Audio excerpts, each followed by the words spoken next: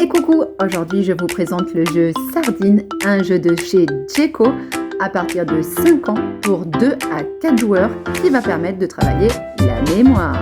C'est parti! Alors Sardine, c'est un jeu hyper simple, tant dans le matériel que dans la mécanique de jeu. On a d'abord 40 cartes sardines. Elles sont individuelles, toutes les sardines sont habillées de façon différente.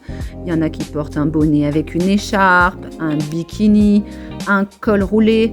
On va en avoir avec des rayures, d'autres qui ont des accessoires à pois. Donc vous me voyez venir déjà avec les enfants, qu'est-ce qu'on va pouvoir faire? Eh bien, on va pouvoir customiser aussi des sardines, leur découper des sardines, les habiller, inventer d'autres vêtements, d'autres graphismes, j'en passe et des meilleurs. Donc déjà, on va pouvoir travailler en atelier créatif. Ces cartes sardines, on les retrouve dans des cartes boîte à sardines qui regroupent à chaque fois 7 sardines. 7 sardines, c'est beaucoup. Et donc, on retrouve évidemment les différents vêtements portés par nos sardines. Alors, comment on joue?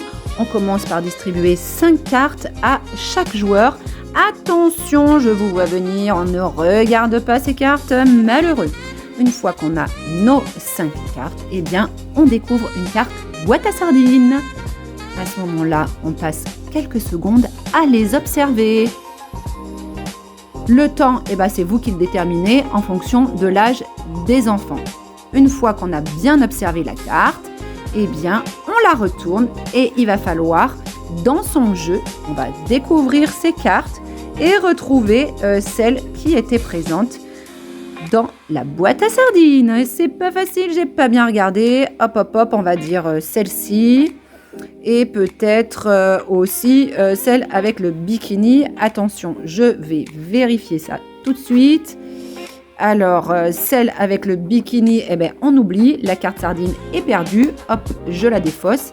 Et celle-ci, par contre, est bien présente. Je la conserve et je l'ai gagnée. À la fin de la partie, le joueur qui a gagné le plus de cartes sardines remporte la partie. Une fois le tour de jeu passé, on se rend flou pour avoir toujours 5 cartes en main. On ne les regarde pas, on les cache tout de suite. On défausse la carte boîte à sardines et on en prend une autre qu'on observe et ainsi de suite. Alors 5 cartes, c'est déjà beaucoup. Pour les plus jeunes, je vous conseille d'en prendre uniquement 3, ça sera largement suffisant. En termes de mémorisation, forcément c'est pas évident parce que sur notre carte boîte à sardines, on a 7 éléments. On sait que le cerveau est capable de retenir dans une liste 7 éléments justement. Donc il existe des techniques pour mieux mémoriser et puis surtout pour augmenter cette capacité. Comment est-ce qu'on fait? Tout simplement on peut inventer une histoire. Donc là par exemple on peut dire il était une fois une sardine avec une belle robe à pois orange qui rencontre une sardine avec un col roulé. Toutes les deux, elles sortent et rencontrent la sardine, costume, etc. Cette technique, en fait, ça s'appelle le storytelling. Ça permet de faire du lien entre les concepts. C'est une technique que vous allez pouvoir utiliser aussi pour n'importe quelle leçon à retenir. Ça peut être pour du lexique, évidemment, ou pour une leçon en histoire, en sciences, etc. La recherche a montré que la narration, justement, était bénéfique à la mémorisation. Pourquoi? Parce que déjà, la narration permet de faire du lien entre les concepts dans le cerveau, mais la narration aussi véhicule des émotions.